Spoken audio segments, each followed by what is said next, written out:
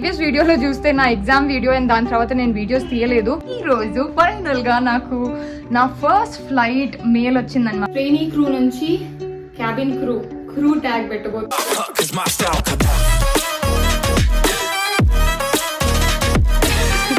Hello beautiful people, I hope you guys are doing great. Welcome back to my channel and welcome back to another vlog. ఈ రోజు final గా నాకు నా first flight mail వచ్చిందనమాట. So రేపు నా ఫ్యామ్ ఫ్లైట్ అంటే ఇవి అబ్జర్వ్ చేస్తామన్నమాట, observation flights. So first 2 flights లో మనం ఏం చేయము, బట్ ఇవి మనకి ఎగ్జామ్ లాగా.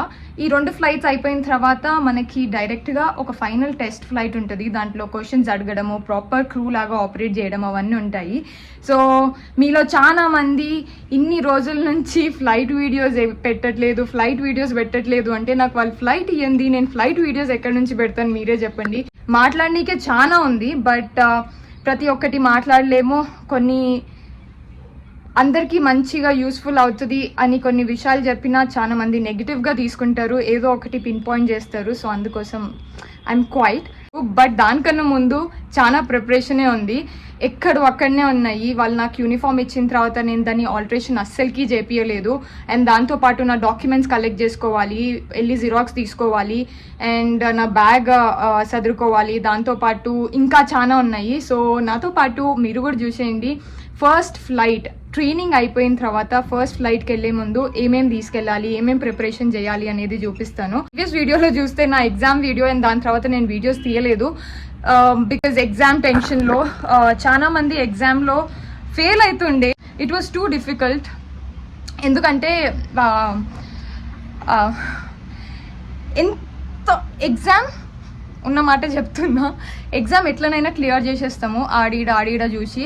నాకు కాపీ కొట్టనీక కూడా భయము. స్కూల్ కాలేజ్లో మొత్తం కాపీ కొట్టే పాస్ అయినాను. బట్ ఎప్పుడైతే జాయిన్ అయ్యి ఎగ్జామ్స్ రాయడం స్టార్ట్ చేసినానో అప్పటి నుంచి ఒక్క డౌట్ అడగనీకే కూడా ఎగ్జామ్ టైంలో నాకు చాలా భయం అవుతుంది. సో అందుకోసం నేను చదువుకొని పోతాను. అండ్ అది లాస్ట్ మూమెంట్ అయ్యేసరికి వైవా కోసం టెన్షన్. ఎందుకంటే వాళ్ళు ప్రాక్టికల్గా బుక్లో కన్నా థియరీగా ఇది ఎక్కడుంది, అది ఎక్కడుంది, ఇది ఎలా ఆపరేట్ చేస్తారు, ఇది దేనికోసం యూజ్ అవుతుంది, అది ఇది అని అడుగుతారు. టైంలో వైవా టైంలో అసలు వాళ్ళు ఏం అడుగుతారో అర్థం కాదు, అదొక టెన్షన్. దాంతోడు మళ్ళీ వీళ్ళు లాజిక్ ఇది అది అని అడుగుతారు. సో 4 ఫెయిల్ అయ్యారు. సో వాళ్ళు మళ్ళీ ఎప్పుడు రాస్తారో తెలియదు.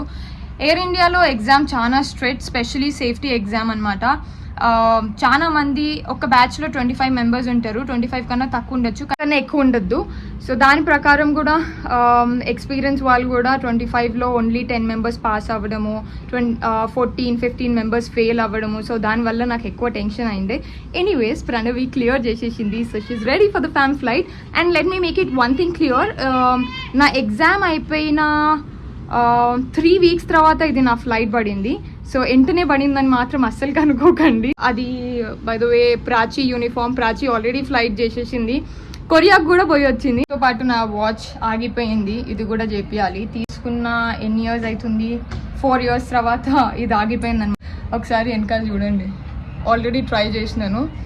నేను డ్రెస్ వేసుకోవాలా లేదంటే చీర కట్టుకోవాలా అర్థం అవ్వట్లేదు. నాకు డ్రెస్ అస్సలకి నచ్చలేదు. సో చీర కట్టుకుందాం అనుకుంటున్నా. దానికి రాత్రి వచ్చి 11:30 అవుతుంది అండ్ నాకు మార్నింగ్ 3 o'clockకి లేయాలి. టైం కూడా లేదు, చదువుకోవాలి. సో అదంతా పక్కన పెడితే బ్యాగ్లో ఏమేమి తీసుకుపోవాలి ఫస్ట్ టైం ఫ్లై చేసేటప్పుడు అనేది చూపించబోతున్నాను. ఇప్పుడు నేను లేఓవర్కి వెళ్ళట్లేదు కాబట్టి ఒకటే బ్యాగ్ ప్యాక్ చేసుకుంటున్నాను. అదొక్కటి వచ్చి ఈ బ్యాగ్ అనమాట. ఇప్పుడే అన్ని అన్ప్యాక్ చేసి చెత్త అంతా పడేసినాను.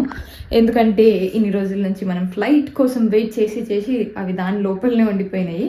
బ్యాగ్ అయితే నేను ప్రస్తుతానికి ఖాళీ చేసినాను. ఫస్ట్ థింగ్ మనం వచ్చి యూనిఫామ్ అనమాట, extra pair of uniform. So దీంట్లో నా ట్రౌజర్, స్టాకిన్స్, స్కార్ఫ్ అన్ని దీంట్లోనే ఉన్నాయి. సో ఇదంతా ఒక ప్రాపర్ సెట్ ఆఫ్ యూనిఫామ్. ఇది ఇన్ కేస్ ఒకవేళ నేను వేసుకున్న యూనిఫామ్ ఏ రీజన్ వల్లనైనా ఖరాబ్ అయిపోతే ఇంకొకటి వేసుకోనీకే అదనమాట. సో ఇప్పుడు దీన్ని మనం ఈడ పెట్టేసినాము. దీని తర్వాత ఇది నా కిట్ అనమాట. ఇది నైట్ వేర్ వేసుకోనీకే, ఒకవేళ బయటికి వెళ్తే వేసుకోనీకే. ఇట్లా ఇది నేను డిమార్ట్లో తీసుకుండే గోయర్లో ఫ్లై చేసేటప్పుడు, అప్పటి నుంచి ఇప్పటి దాకా ఉంది. నాకు షూస్ పెట్టుకోనీకే కూడా ఉండే, బట్ అది ఎక్కడ పోయిందో ఏమో తెలియదు. So extra pair of night kit. ఇది మనము ఇక్కడ పెట్టేసినాము. ఏం చేద్దామంటే షూస్. సో షూస్ ఇవి ఎక్స్ట్రా పేర్ ఆఫ్ షూస్ కాదు, ఇవి క్యాబిన్ షూస్ అన్నమాట. చూపిస్తాను. నా దగ్గర షూస్ది బ్యాగ్ ఏడుందో కనిపించట్లేదు. ఏడునో ఒక దగ్గర అయితే డెఫినెట్గా ఉంటుంది, బట్ ప్రస్తుతానికి ఏడుంది అని తెలియదు. ఒకసారి బోర్డింగ్ కంప్లీట్ అయిపోయిన తర్వాత క్యాబిన్ షూస్కి చేంజ్ చేసుకోవాలి. సో దీనికి హెల్ ఉంటుంది అనమాట, ఫ్లాట్.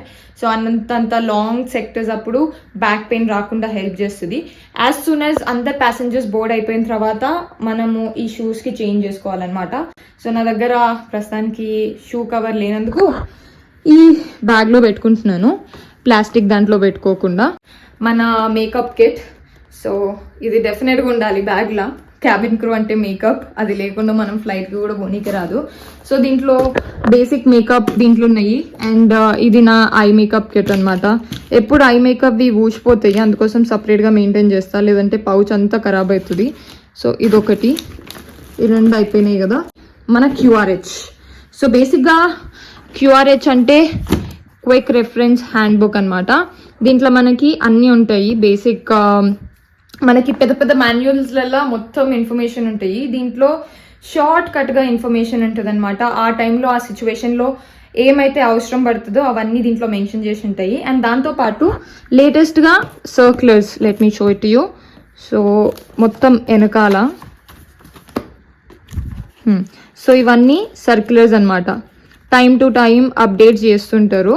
సో ఇవన్నీ మనము అప్డేట్ చేసినప్పుడల్లా ఈ QRHలో పెట్టుకొని చదువుకొని మైండ్లో గుర్తుపెట్టుకోవాలి. పాతది మర్చిపోయి కొత్తది గుర్తుపెట్టుకోవాలన్నమాట. మ్యాండేట్ డాక్యుమెంట్స్ అంటే ఫస్ట్ ఫ్యామ్ క్రూ అంటే ఆపరేటింగ్ క్రూ కాదు, తర్వాత చూపిస్తాను. సో ప్రస్తుతానికి ఫ్యామ్ క్రూ అప్పుడు ఏమి ఇంపార్టెంట్ డాక్యుమెంట్స్ అంటే ఇవే అనమాట. First QRH. అండ్ QRH మీద స్పెషల్గా ఇది నా పేరు, ఇది నా ఎంప్లాయ్ ఐడి, ఇది QRH. ఇది నేను DGR పాస్ అయిన సర్టిఫికేట్ అనమాట. ఒరిజినల్ కాపీ క్యారీ చేయాలి. ఇది ఇప్పటిదాకానే జిరాక్స్ తీసుకొని వచ్చినాను, అప్పుడు ఇట్లా ఫోల్డ్ అయిపోయింది. సో ఇది నాది వ్యాక్సినేషన్ సర్టిఫికేట్. ఇంకొకటి ఉంది నా దగ్గర, ఇది చేంజ్ చేసి కొత్తది పెట్టుకుంటాను. అండ్ దాంతోపాటు ఇవి బేసిక్గా ఫ్యామ్ ఫార్మ్స్ అనమాట. ఇప్పుడు నేను ఫ్యామ్ ఫ్లైట్స్కి వెళ్తున్నాను కదా, సో ఆ ఫ్లైట్స్లో నా పర్ఫార్మెన్స్ ఎట్లుంది, వాళ్ళు సాటిస్ఫైడా కాదా అనేది దీంట్లో టిక్ చేసి వాళ్ళు సైన్ చేసి వాళ్ళ డీటెయిల్స్ మెన్షన్ చేస్తారు. సో అట్లా నేను 1, 2, 3, 4 నాకు తెలిసినంత వరకు నేను 4 చేయాలి. బట్ వీళ్ళు నాతో ఎన్ని చేపిస్తారో నాకు కూడా తెలియదు, అది నేను తర్వాత అప్డేట్ చేస్తాను ఫస్ట్ ఫ్లైట్ చేసిన తర్వాత. సో ఇవి నేను క్యారీ చేస్తున్నాను, ఇవి నేనే క్యారీ చేయాలన్నమాట జిరాక్స్ తీసుకొని. ఇవే కావాల్సిన డాక్యుమెంట్స్. ఇవి కాకుండా పర్సనల్ ఏం లేవు, బట్ ఈ 3 అయితే నేను నా హ్యాండ్ బ్యాగ్లో పెట్టుకుంటాను. మిగతా అది QRH వచ్చి ఈ బ్యాగ్లోనే పెట్టేద్దాము. ఇలా చాలా మంది నా క్రూ అన్ప్యాకింగ్ చూసినప్పుడు చూడొచ్చు, ఈ బ్యాగ్ ఏదైతే ఉందో ఇది ఓపెనే కాలేదు అప్పుడు. అండ్ ఇప్పుడు నాకు ఎట్లా ఓపెన్ చేయాలో తెలిసింది. ఎక్కువ స్పేస్ లేదు దీంట్లో. సో ఏమేమి పెట్టుకుంటున్నా అనేది చూపిస్తాను. ఇప్పుడు దాకా ఓపెన్ చేయలేదు, ఇప్పుడే. సో దీంట్లో మనము పెన్, డాక్యుమెంట్స్ ఏవైతే ఉన్నాయో ఒక కవర్లో పెట్టుకుందాము. సో దీంట్లో డాక్యుమెంట్స్ పెట్టుకుందాము, దీనివల్ల డాక్యుమెంట్స్ ఖరాబ్ కావు. నేషన్ అడిగితే ఇట్లా చూపిద్దాం, DGR అడిగితే ఇట్లా చూపిద్దాం. దాని తర్వాత ప్రతి సెక్టర్ ఇవి తీయాలి కాబట్టి ఇవి ఇంకొక దాంట్లో పెట్టుకుందాము. నా పాస్పోర్ట్,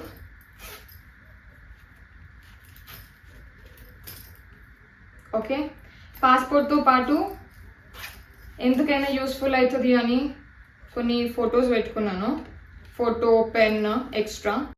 టార్చ్ ఇంపార్టెంట్ అనమాట, ఈరోజే తీసుకొచ్చినాను.